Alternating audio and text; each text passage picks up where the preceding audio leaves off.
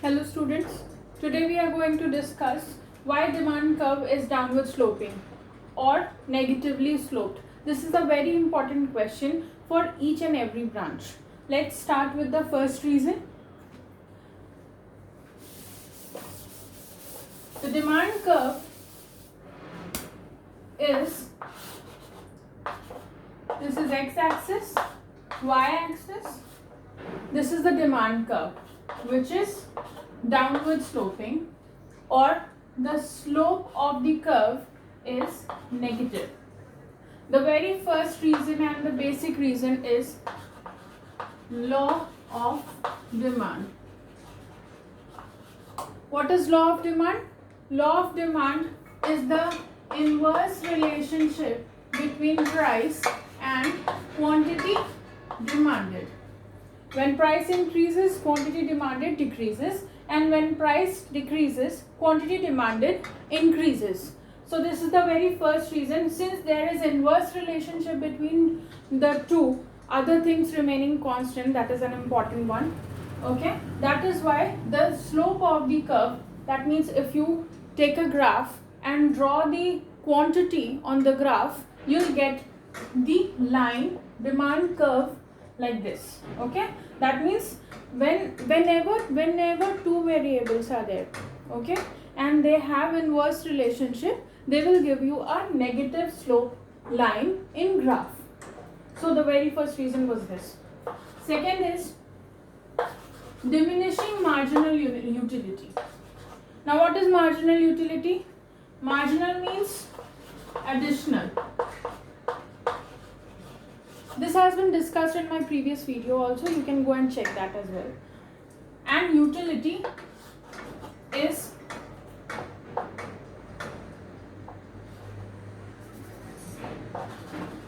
satisfaction here.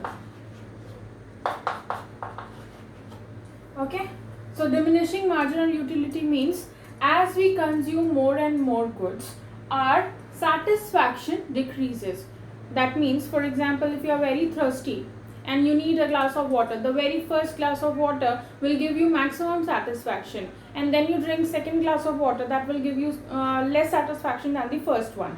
Okay, and similarly, as you drink more and more, your satisfaction level will decrease. So that is law of diminishing marginal utility. That means as you consume more and more, your satisfaction decreases.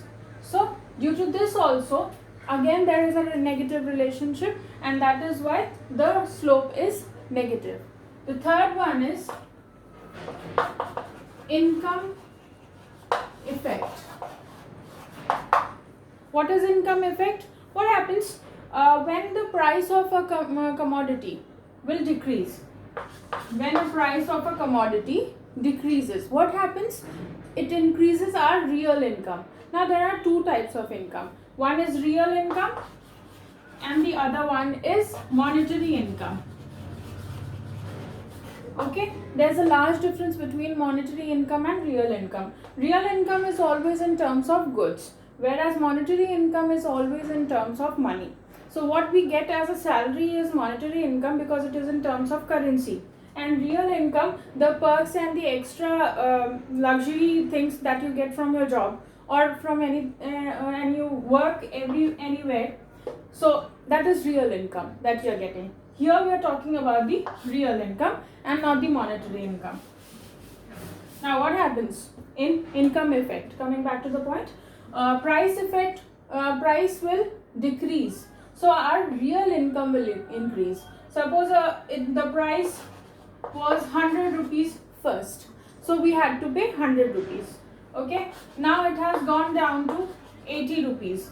And we have got 20 rupees as our real income. That means we still have 100 rupees with us, but instead of spending that much of amount, we are spending only 80 rupees. So we save 20 rupees, and that is our real income. So what happens when price decreases? Our real income increases, and that is why the demand will increase. The quantity of items will increase, because in 100 rupees we were taking that commodity. Now we have 20 rupees saved with us. That is why we can demand more.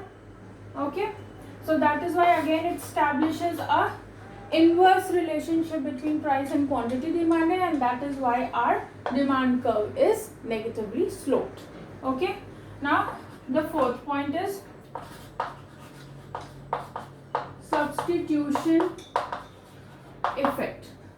What happens in substitution effect? It is the same kind of explanation that we are having in income effect. The substitution effect, what happens? There are two commodities which can be substituted with one another. Suppose there are two types of pen which is having a pinpoint and very good. Okay, say pen A and pen B. Okay, both is of 10 rupees. Now what happens? Price of A will decrease to 8. What we will do, since both the commodities can be substituted, means we can take A instead of B, and we can take B instead of A. What happens? All the consumers will shift towards A. Okay, the one who were taking B type of pen will also shift towards A type of pen. Why? It is to save 2 rupees. Okay, because consumers are always rational, they will never spend more. Okay, so what will happen?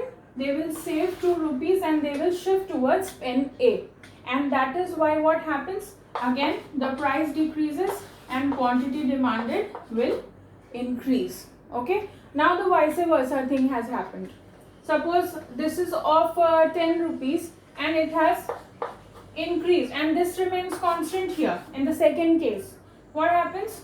And here price increases to 12. Again the consumers will shift towards A. Why? Because they are not willing to pay 2 rupees more to get same type of pen. Okay, so they will again shift towards B. So here what is happening? The price is increasing and the quantity demanded will decrease here. Okay, for B type of pen. So this is substitution effect. And the last one is, fifth one is new consumers.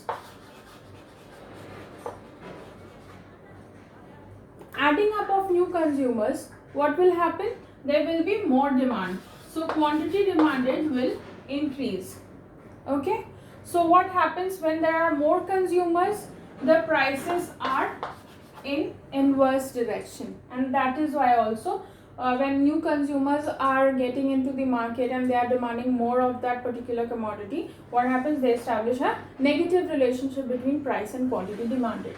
So these are the reasons. First one is law of demand, where it establishes the inverse relationship between price and quantity demanded, other things remaining constant. And second one is diminishing marginal utility. Okay, and the third one is income effect. What happens when real income increases, our quantity demanded will also increase. Why? Because the price will decrease. Here also the same reason. The price of the other commodity, that is substitutional commodity, that will be decreased, and that is why the consumer will shift towards that commodity. And here also it establishes the negative relation between price and quantity demanded. And the fifth one is the addition of new consumers. So these all points are just for single consumer. You always remember that. These are all, this one and this one is all for single consumer. That means a single demand curve will slope negatively due to these reasons. And the reasons for market demand, that is downward sloping also, that the reasons for that is different. Okay, so thank you everyone. Please like and subscribe my channel. Do comment what all topics you want me to cover. Thank you.